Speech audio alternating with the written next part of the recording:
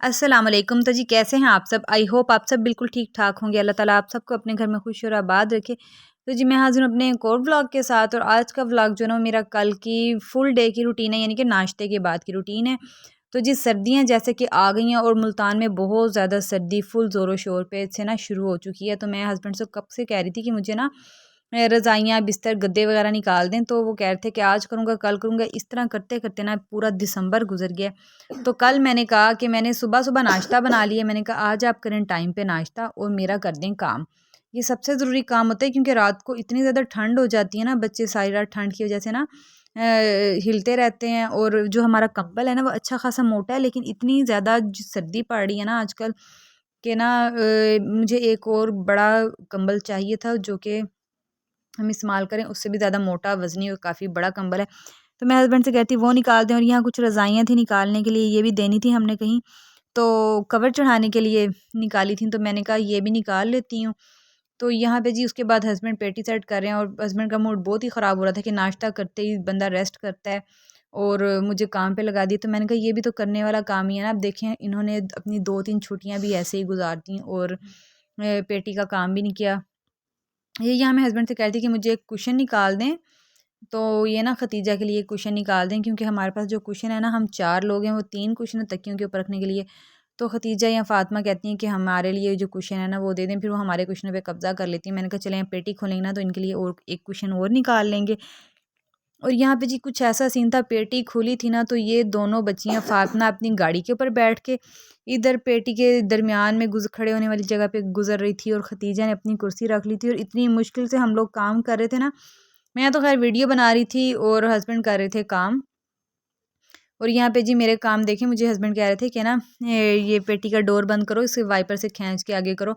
और मुझे ना इसको वाइपर से खींचना नहीं आ रहा था, मुझे समझ ही नहीं आती कि मैं कैसे खींचूँ। फिर वासिफ ने खुद ही वाइपर से इसको अपनी तरफ खींचा और फिर इसका डोर बंद किया। अच्छा, पेटी को खोलना ना हमारे लिए इसलिए भी काफ़ी ज़्यादा मुश्किल होता है, इसके ऊपर हमारा काफ़ी ज़्यादा सामान पड़ा हुआ है, बहुत ही वज़नी से 2 संदूक पड़े हुए हैं और भी थोड़ी बहुत चीज़ें पड़ी हुई हैं, उसको उठाना रखना वो काफ़ी ज़्यादा मुश्किल हो जाता है।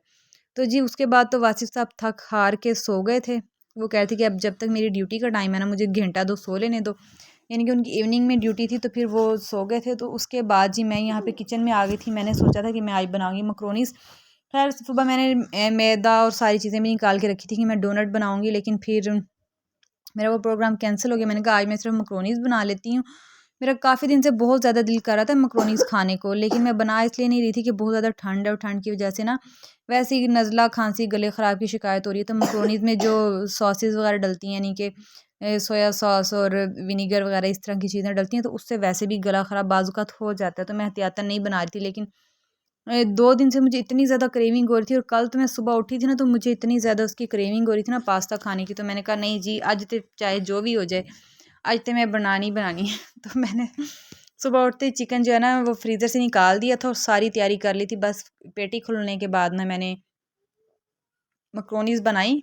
और मैंने जी ऑयल में लहसुन अदरक सिर्फ लहसुन मैंने इस तरह थोड़ा-थोड़ा शेड किया और उसके बाद मैंने उसमें चिकन ऐड कर दिया। चिकन में मैंने थोड़ा-सा पानी भी इसलिए ऐड किया क्योंकि चिकन ना कढ़ाई के साथ चिपक जाता है, तो फिर मैं थोड़ा-सा पानी ऐड करके इसे फ्राई कर लेती हूँ। साथ मैंने नमक इसमें ऐड किया, खुशक धनिया पिसा हुआ ऐड किया, कुटी हुई सुरख मिर्चें ऐड की और उसके बाद मैंने इसमें थोड़ा-सा पानी डाल के रख दिया था। वैसे बोनलेस चिकन था, ये जल्दी गल गया था और जल्दी गल जाता है, लेकिन मैं इसमें फिर भी पानी डालती हूँ ताकि इसकी कसर जो होती है ना बिल्कुल ख़त्म हो जाए।